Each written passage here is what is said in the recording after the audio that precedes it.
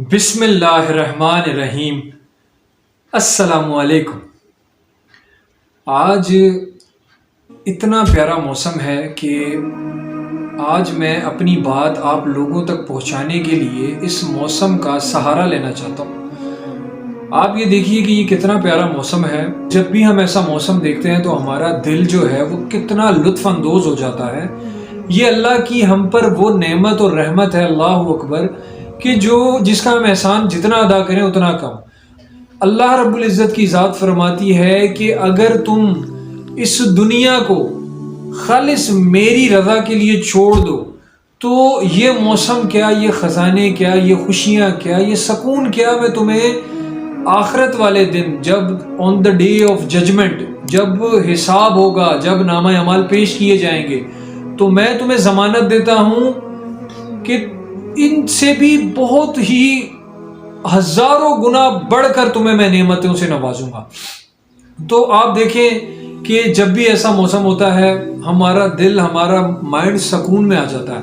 ہمارا دل چاہتا ہے ہم اچھے اچھے کھانے کھائیں، ہمارا دل چاہتا ہے کہ ہم اچھی اچھی جگہوں پہ ٹریولنگ کریں، وزٹ کریں۔ میں آج آپ کے سامنے ایک ایسی حدیث رکھوں گا، مجھے یقین ہے میرے ایمان میں بھی اضافہ ہوا۔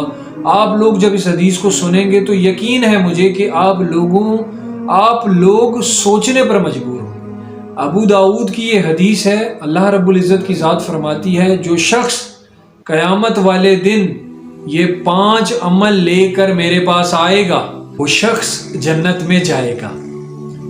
جو شخص اپنی 5 نمازوں کی حفاظت کرے، ان کے رکوع کی حفاظت کرے، ان کے سجدوں کی حفاظت کرے اور ان کے اوقات کار کی، مطلب ان کی نمازوں کی ٹائمنگز کی حفاظت کرے، وہ جنت میں جائے گا۔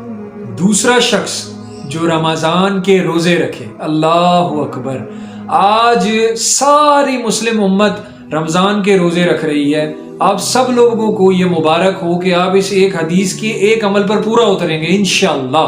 تیسرا شخص جو اللہ کے گھر کا طواف کرے، یعنی جو انسان حج کرے، جو اللہ کے پاس حج کی گارنٹی لے کر جائے گا وہ بھی جنت میں جائے گا۔ جو رمضان کی گارنٹی لے کر جائے گا وہ بھی جنت میں جائے گا۔ جو نمازوں کی گارنٹی لے کر جائے گا وہ بھی جنت میں جائے گا۔ چوتھا شخص جو خوش دل روح کے ساتھ صدقہ کرے، وہ صدقہ کر دے اس لیے کہ اس کو کچھ نہیں چاہیے لوگوں سے، اس کو صرف لوگوں کی مدد کرنی ہے۔ اس کے جب وہ صدقہ کرے اس کا دل اتنا پرسکون ہو کہ اس نے ایک ایسا کام انجام دے دیا ہے کہ 2 چیزیں ہیں، یا تو آپ صدقہ اس طرح کیجئے کہ اس ہاتھ سے دیجئے، اس ہاتھ کو بھی پتہ نہ چلے، خاموشی سے، یا پھر آپ بتا کر دیجئے تاکہ ان لوگوں میں بھی صدقہ دینے کی چاہت پیدا ہو۔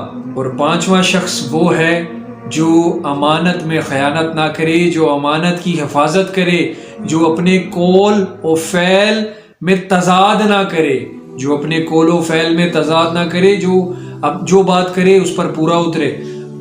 تو ایسا جو شخص ان 5 چیزوں کی ضمانت لے کر اللہ کے پاس جائے گا، اللہ اسے جنت میں بھیج دے گا۔